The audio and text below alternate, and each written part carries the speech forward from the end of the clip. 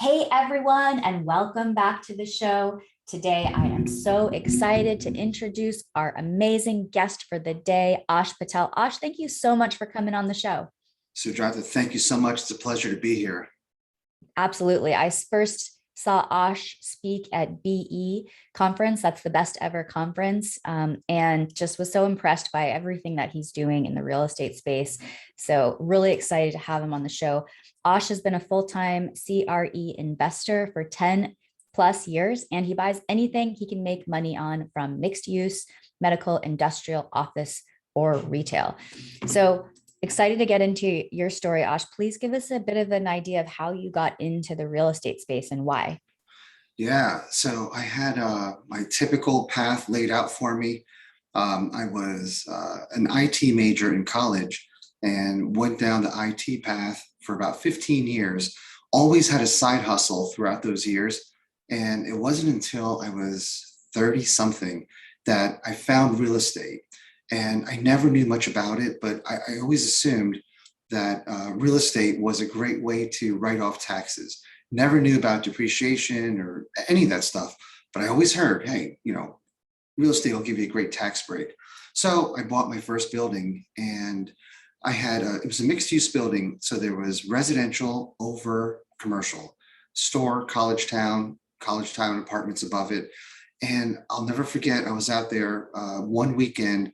I think I was unclogging a toilet or a sink for a tenant. And I look outside, and on the roof of the commercial building, they were replacing their entire HVAC system. So I don't know what's going on, kind of panicking, like, who's paying for this? And I go down to the store and I said, hey, what's going on? They're like, yeah, our HVAC went out, so we're replacing the entire system. And I'm like, on your dime? Like, yeah. I'm like, oh my God, this is incredible. And as I'm leaving, they asked me, hey, do you mind if I remodel the bathroom as well? And I'm like, absolutely not. Like, have at it. So I went home, and it was like a pivotal moment where I realized residential tenants will put wear and tear on your property. Commercial tenants actually improve it. So from that moment on, I invested in commercial real estate. That is such an eye-opening perspective, and definitely one that is not as prominent in, I feel like, this space. Commercial is generally considered like riskier than residential, for example, and by banks and also in the space. And I'd love to hear your take on that, because I mean, it's a great light bulb moment. How do you reckon with like potential greater risks? Yeah, that's a great question, because you're absolutely right. But back in 2010 through now, the risk was mitigated by real estate prices just continuing to improve. So I would buy vacant buildings and within months be able to rent them out, right? Not as easy to do today as it was 5, 6, 7 years ago. So you have to mitigate the risk. And I've gotten burned by that. I bought a number of buildings in a river town in Ohio, and me and a couple guys went in there at auction and literally bought half the town. And we had these great plans on bringing kayak rentals and bike rentals and ice cream shops, and we were going to turn this town around. And that didn't work. Our egos were too big. We thought anything we touched turned to gold at the time, and we failed. Uh-huh. It did not work. So Just not enough that people coming through. it was a combination of the town being ravaged by job losses, drugs. Their city council, mayor didn't get along. Just a perfect storm of nonsense, right? Like, this town back in the day was incredible. It was a destination. And just over the years, it had gone downhill. And again, we thought we could turn it around because we've had so much success with other types of properties similar to that, but it didn't work. And that was a great lesson in mitigating risk. So all I could say with risk is, the more research you do, the more deals you do, the better you are at identifying it and being able to mitigate it, right? For sure. Yeah, that's definitely, there's no silver bullet, right? So what was the lesson learned with that particular property? So it was, I think I bought a half a dozen buildings in that town. The lesson was, not everything I touch turns to gold. Be humble, Yeah. and you're going to have losses, right? I mean, You're not going to win them all. And things like jobs going away from that area are actually important. Mhm. Um, the economic indicators of a particular area are very important. Traffic counts, towns that are seasonal, you have to take that into account. There were just too many factors. And again, I needed to learn that because everything I bought previous to that was a home run. Mhm. So I'm glad, and the losses weren't significant, but nonetheless, it was significant in terms of lessons learned. For sure. Yeah. That makes a lot of sense. And I'd love to hear more about, some of the other, just because I'm curious, I'm sure the listeners are curious. What are the types of deals that you had done before that were home runs and like after? Yeah, prior to that, I've done standalone retail, triple net retail, strip malls, medical development, office buildings, plenty of retail, and mixed use and residential. Mhm. After that, I went on to do industrial, warehouses, and probably a couple other different asset groups. But anything commercial that I think I can make money on, I'll invest in. Mhm. For sure. And, I know there's industrial is a little bit newer to kind of the space. I mean, it's been around for a long time, obviously. Is that something you're focusing on right now? So I focus on properties that are either under the radar or properties that nobody else wants. So a couple examples of each. Um, Industrial property we picked up recently, it was advertised by an auction house, a mom and pop auction house. They had like 8 people at the auction, right? So it wasn't advertised very well. Had they put it on the MLS and had they done a better job advertising it, there should have been hundreds of people there bidding on this. So because of that, we were able to pick this up, for 30 cents on the dollar of what it should have gone for. I've also picked up triple net properties that were advertised on the residential section of an MLS versus commercial, right? So Mhm. when residential realtors list a commercial property, often as a favor to a friend, Mhm. they misprice it, Mhm. they misadvertise it, and I often find deals that way. Interesting. Okay. So yeah, that's a very creative and a great way to pick up properties at great prices. Did you develop that method over time, or did you start out by just calling brokers and looking at what was being offered by brokers? I've done it all. I've called brokers and I've gotten on their list. The problem with that is if you're not well known in the beginning, they will give you a chance. If you don't jump on the one property that they tell you is a great deal, they move on, right? It's Yeah. not until you're kind of established that they bring you deals. But even then, deals that brokers have often don't meet the return criteria for me. Right. My minimum is 30% cash on cash, but often ends up being much higher. Wow. That's amazing. Yeah, so brokers won't allow a deal like that to come through. Yeah. They'll price it higher at maybe 10, 15% cash on cash. Uh-huh. Uh-huh. So yeah, brokers are not a good source for my deals. For sure. Well, and I mean, that's pretty awesome for you to be able to have criteria with such basically high returns. Is it hard to come by deals, or I know you're an expert at Yeah, it's very hard. it? But it in 2011, 12, it wasn't hard, right? Like you could literally open up any kind of commercial real estate search engine and find whatever you're looking for.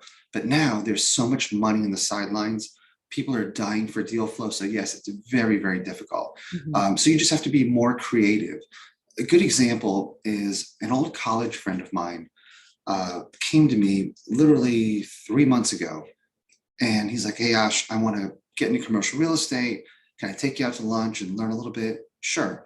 So we go out and I kind of give him a high level overview of how to find deals while he goes on and looks at LoopNet and the typical sources, and he finds some triple net fast food places near his house. And I asked him why, like it's triple net. Why do you care if it's in your backyard? This way I can drive by it on weekends and see how it's doing. Well, no, that's not important because if it's triple net, you have no landlord responsibilities. It could be in Anchorage, Alaska, and it doesn't matter. And Mhm, look at these returns and look at this footprint. So we kind of just dove into different deals that he brought to me. mhm, And in week two, he gets on Craigslist and he does a search for my parents died. mhm, And he literally, in 50 different cities, people that were selling anything from an estate perspective. My parents passed away, need to sell this business, this house, these mhm, antiques. He didn't focus just on real estate. He wanted to find anybody that misplaced their ad. If it's mhm, real estate that's in antiques or cars, he wanted to find it. And then he also did a search in probably a dozen different states of how do I sell my business? mhm, And the business brokers that were paying for advertisement on Google, he mhm. would call them and say, hey, listen, I'm looking to buy real estate. If a business happens to come along with it, I'm okay with that. So this guy put in 12-hour days, and after 50 hours of searching, found a deal in the Black Hills, South Dakota. And Mhm. it's a huge home run, almost 100% cash on cash return. Wow. Right. So it's not easy. You just have to be creative, put the time in, and just search. And Craigslist, Facebook Marketplace, people that are looking to invest in commercial real estate often don't use those sources. Yeah, for sure. Yeah, that's very interesting and great insights for actually getting, excellent deals. And so so I'm a little clear about the cash on cash returns, when you look at like 100% cash on cash return for this example deal, is that, would that fluctuate? That, I mean, because retail often does fluctuate, right? Yeah, so this was a unique deal. And again, business brokers are a great source for buying real estate. They're often, they have blinders on. They only look at the valuation of businesses and often misprice the value of real estate. So a good example is I bought a restaurant bar building several years ago, and it was advertised on bizbuysell.com, and it was advertised as a restaurant for sale. Well, the restaurant had been closed for 2 years, right? It was a vacant building, and the guy was trying to sell a closed restaurant, which had no value. Yeah. So we convinced him that, hey, man, this is a real estate deal, not a business deal, and ended up buying the building. So business brokers, had he placed this building on the MLS, it would have sold very quickly, Mhm. right? And when I bought it, everyone was like, hey, we were waiting for this building to come up for sale. How'd you find it? Well, look where no one else is looking, Yeah. right? Real estate people are not looking at business brokers for real estate. So back to your question, the cash on cash return. This was a business and a building being sold. You had to buy them both. So we got the numbers on the business. There's a manager who's going to stay on, who's been running the business for a dozen years. So it's kind of a turnkey business. And, it's not a strictly a real estate deal, it's both. So he's now a business owner and a real estate owner. Mhm. Interesting. Okay. Yeah, that's all very fascinating. And so let's go back to this example of the restaurant. So did you end up purchasing that building, right? I did. Okay. And then what does it look like? Because, obviously it's a commercial building. Sounds, was it residential on top? No, it's Okay. a 200-year-old building. Beautiful. It's in a walking suburb, like a suburban downtown, very walkable, 2 stories. There's a salon that occupies 30% of it, and the rest is just a huge bar restaurant space. So what did you do? Like when you bought that building, were you already like, okay, I know what I think could go here? And what are the steps to leasing it up? So I was assuming I was buying the building at a good price. Mhm. And while it was under due diligence, I found an operator who wanted to lease the building. So literally by the day that I closed, I had a signed lease in place for an operator on a 10-year lease. Wow. So there was, I had to And was give it an some, operator of a bar? Was that? it was, they had a coffee shop bookstore, and they wanted to expand. So now they did coffee store, bookstore, or sorry, coffee shop, bookstore, bar, restaurant. Okay. Very fascinating. And, since a lot of us don't play in this space, I'm curious how it was that you found those, like, what did you do to look for operators? So you pound the pavement, right? Mhm. You network, Craigslist, Facebook, let everybody know this is what you're looking for. This is a location you're at. Flyers, knocking on business people's doors, just literally pounding the pavement, offering large incentives to people. You know, $5,000, $10,000 if you could find me a tenant for this Mhm. space. Mhm. Um, Wow. just Mhm. yeah, just all hands on deck, right? Yeah. Every available resource, you go out there and just pound the pavement. Uh-huh. Okay. Awesome. Yeah. I mean, I love the grit and the perseverance and just the creativity that you're employing in this to make this space work. It's pretty incredible. Well, Curious thank you. how, yeah, totally. I mean, it's definitely one of a kind, I would say. So how did that go during, COVID? Because obviously retail was kind of hit hard. Were you still purchasing? How did that go? Surprisingly, yes. But from a management perspective, I self-manage all of my properties, and every one of my tenants has my cell phone number. I've never used a property management company because if there's a problem, I want the opportunity to make a positive impression. So during COVID, in terms of management, I had one salon who asked for 2 months of no rent, not a problem because they put a lot of money into their space. And then I had a photographer who asked for a 30-day extension on paying rent, no problem. And all the other tenants paid. But in terms of finding deals, yeah, it was the same thing. These couple deals, a local residential realtor brought them to me. And this is interesting. This was a residential realtor who was killing it. And I said, hey, listen, why don't you look at commercial? Well, I don't know anything about it. Well, okay, I'll help you, but you have all these great systems in place. Why not apply that to commercial buildings where instead of making commission on a $100,000 house, you're making commission on $1 million building?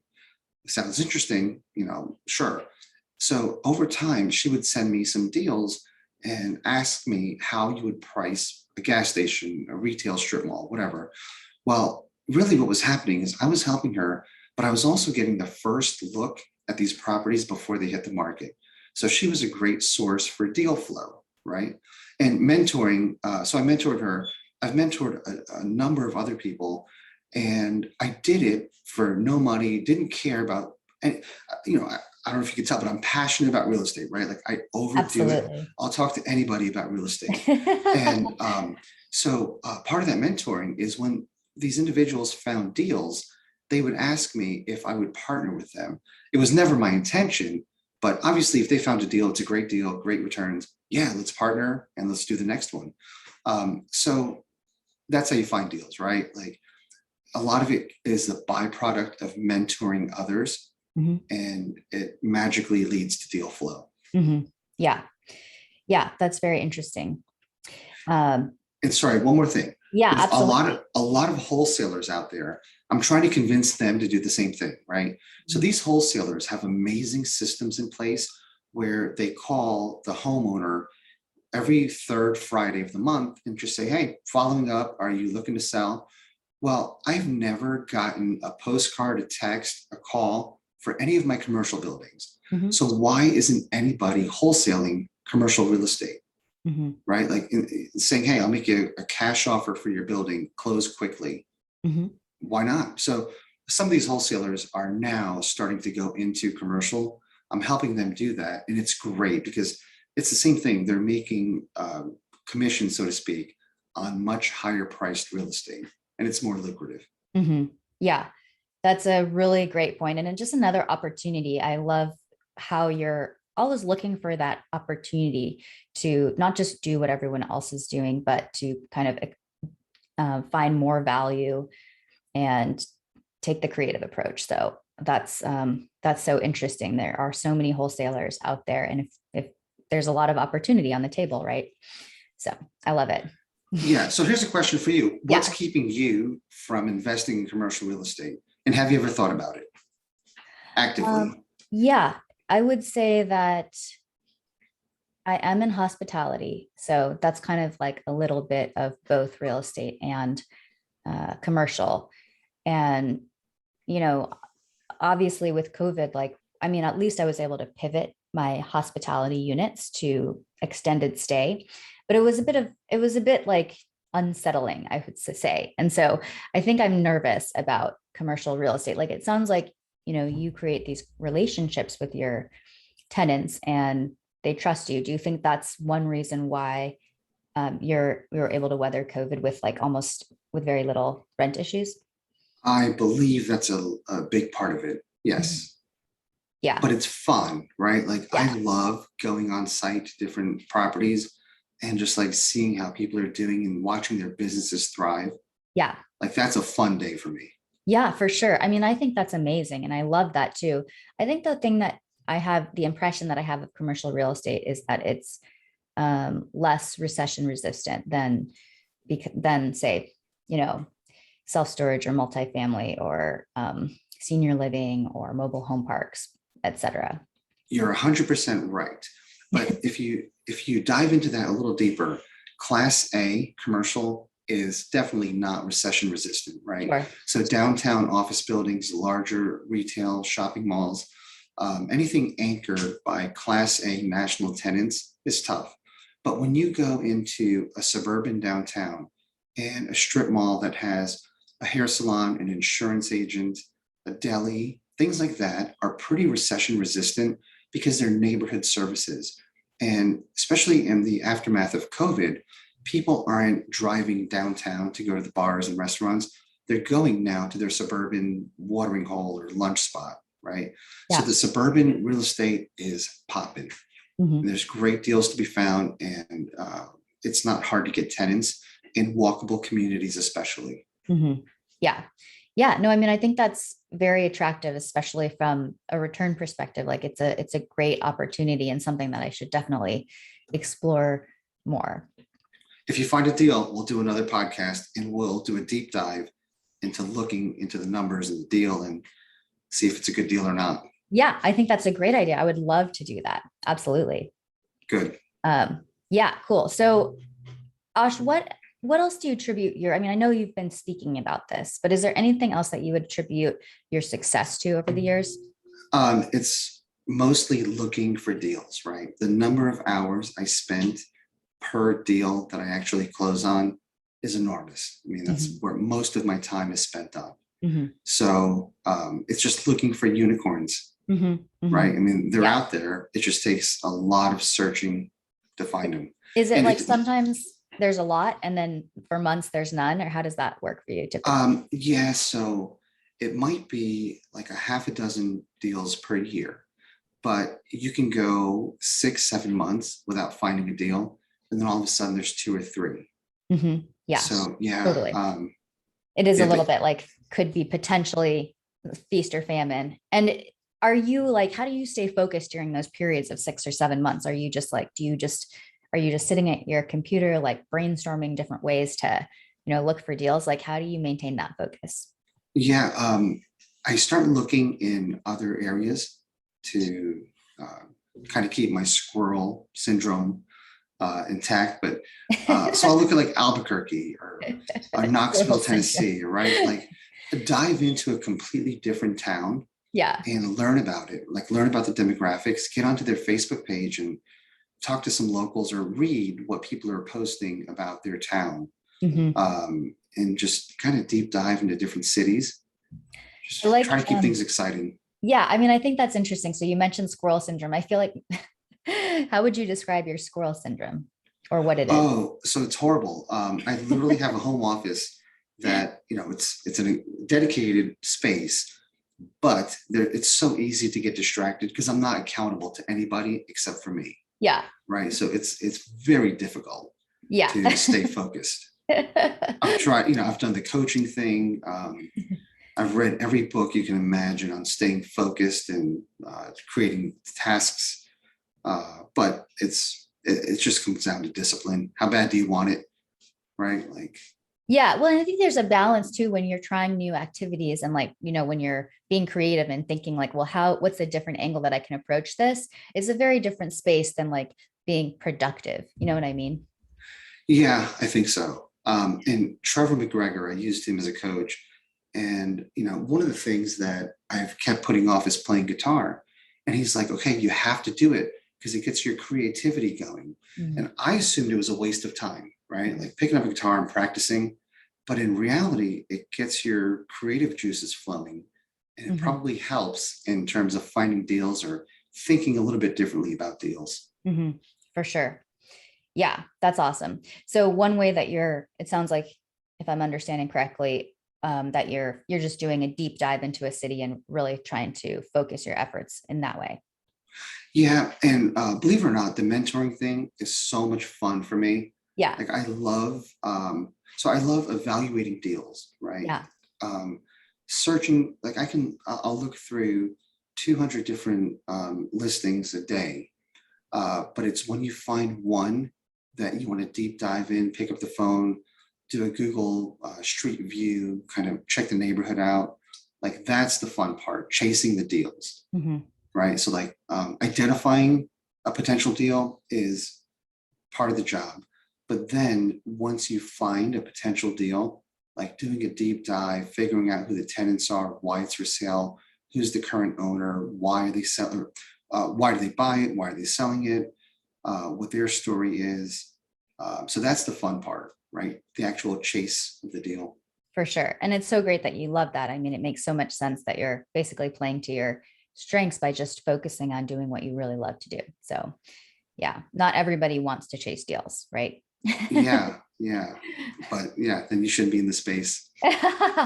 Well, I mean, there's Or different. yeah, invest passively, Yeah, right? for sure. Yeah. So then here's another question for you. How are you, if you keep adding properties to your portfolio and you're the point of contact, does that ever get to be too much in terms of like, I mean, is it growing? Do you notice like, because I feel like for me, I'm like, okay, well, I could keep growing my operations portfolio, but like then eventually I'm going to get too much, I'll have too much time that I'm devoting to operations and not enough time that I want to be devoting to like finding new deals, et cetera. Yeah, and that's a great question. And I was my worst enemy and caused my own problems. So I've got an office building that's maybe 20 minutes from my house. And for whatever reason, like I would go do the landscaping there. No idea why, right? Like it was Yeah. just a dumb thing to do. Um, but you put systems in place, right? So I've got a tenant there who does all the common area cleaning, and she asked me if she can continue to clean the outside as well, or take on the outside and basically do all of the building maintenance. Mhm. And I'm like, yeah, like I don't know why I'm doing it. So just putting systems in place and really using Yeah. your tenants as your boots on the ground, Mhm. right? So Mhm. every location that you have, there's going to be one tenant who is best qualified to be your eyes and ears Mhm. and spray weeds or whatever it is, little things that need to be done.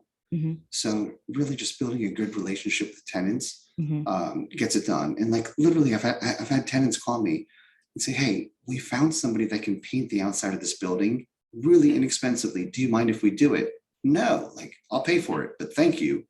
Yeah, Right. for So sure. really just using tenants as your boots on the ground.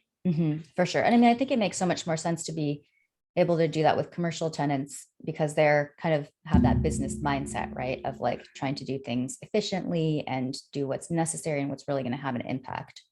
Yeah. And they care about the aesthetics of your building. Whereas Yeah. a residential tenant, you're never going to find out that there's clogged gutters, right? They don't care. Yeah, So yeah. for So do sure. you invest passively as well? I do. Yeah, I invest Okay. passively, and then I also help other people invest passively. And so my main role is helping find deals that I believe to be a worthy place for people's money. And so I'm looking at deals a lot too. So tell me more. People that don't know how to grow money or don't know how to grow money at the rate that they want will come to you. Yes. So I'm basically, you can be an active investor, what you're doing. You're incredibly active, you're on the hunt, you're making, making everything happen actually. And but like someone like you may run out of capital or need some more capital to do more deals. Like that might be the bottleneck in your business. And so so you're great at operating, for example. And then what I would do is I would say, okay, well, I currently want to focus on evaluating deals that people like you are doing. And then I'm going to build relationships and, help people understand how they can grow their money, because maybe they're not doing that. Maybe they've never learned how to do that. And maybe they have only invested in stocks and bonds, or nothing outside of their 401k, for example.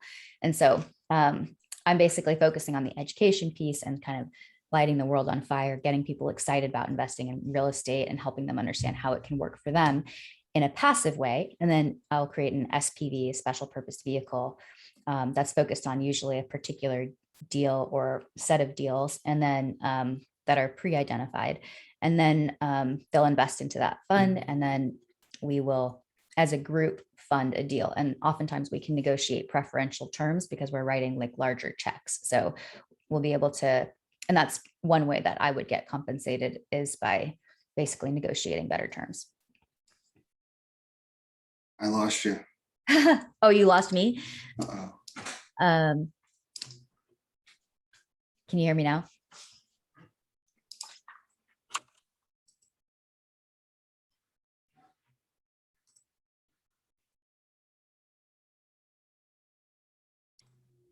Oh, no.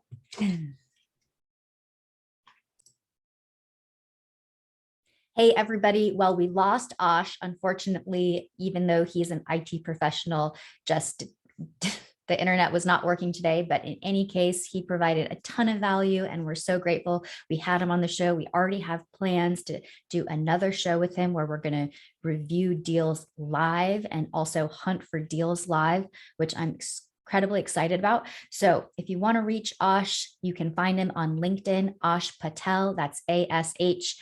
And the last name, Patel. Thank you so much, Ash, for coming on the show. And everybody, we'll see you next time.